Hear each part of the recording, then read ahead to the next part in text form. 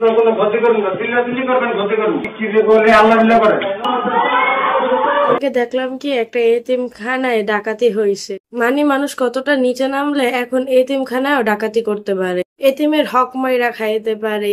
এদের তো কিছুই নাই, এদের বাবা মা কিছুই নেই, এই একটা এতিমখানা আছে, সেই জায়গারও আপনাদের নজর পড়লো। এতিমরা, ওদের তো এই এতিমখানাটাই একমাত্র আশ্রয়স্থল, মাথার উপর এই একটাই ছাদ আছে, ওদের তো আর যাওয়ার মতো কোনো জায়গা নেই। ওই ছাদটুকু কায়রা নেওয়ার জন্য মানুষ এখন উইঠা পইরা রাখছে। সমাজের উচ্চবিত্তরা কিছু সাহায্য করে, যা দিয়ে এই এতিমখানার কিছু এতিমেরা কি মানুষ রে বাবা, ছি! আল্লাহর নাম কাম কইরা ডালে ভাতে চালায়া দেয়। এখন ওই ডাল ভাতটাও তারা আর খেতে দিবে না।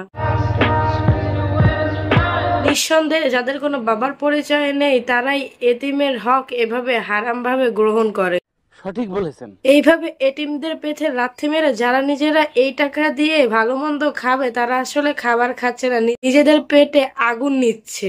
অচিরেই তারা জাহান্নামে প্রবেশ করবে, আগুনে জ্বলবে। সূরা নিসা আয়াত 10। বিসমিল্লাহির রহমানির রহিম। ইন্নাল্লাযীনা ইয়াকুলুনা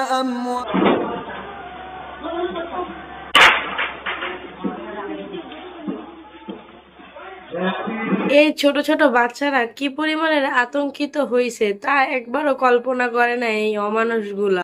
সরকারের দৃষ্টি আকর্ষণ করে বলছি, মন্দিরে যেমন পুলিশ প্রটোকল দেওয়া হয়, তেমন প্রত্যেকটা মাদ্রাসায় একটা করে পুলিশ প্রটোকল দেওয়ার ব্যবস্থা করা হোক, না হলে এরকম দুর্ঘটনা আরো ঘটবে।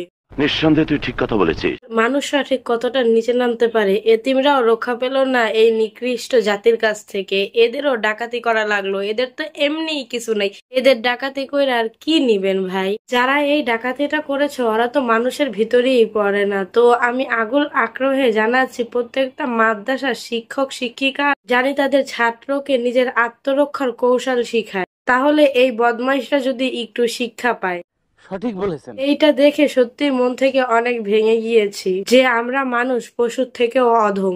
মানুষের ভিতরে আজ মানবতা বলে তো কিছু নেই।